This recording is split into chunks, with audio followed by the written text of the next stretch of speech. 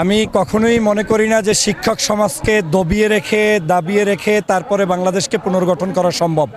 বাংলাদেশের যে কোনো বাহিনী শিক্ষকদের উপরে অন্যায়ভাবে আক্রমণ করা সেটা কোনোভাবে কাম্য নয়। সেটা বাংলাদেশের যত বড় প্রভাবশালী শক্তিশালী বাহিনীই হোক।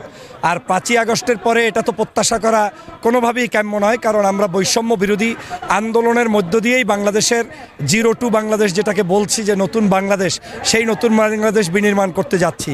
তো শিক্ষক সমাজের যে দাবি, এই দাবিটা আপনারা ইতিমধ্যেই আমার বক্তব্যে শুনেছেন যে এটা একেবারে বেসিক একটা দাবি। শিক্ষক কিভাবে একটা গ্রামে গঞ্জে আপনার 1000 টাকা বাসা ভাড়া দিয়ে থাকবে?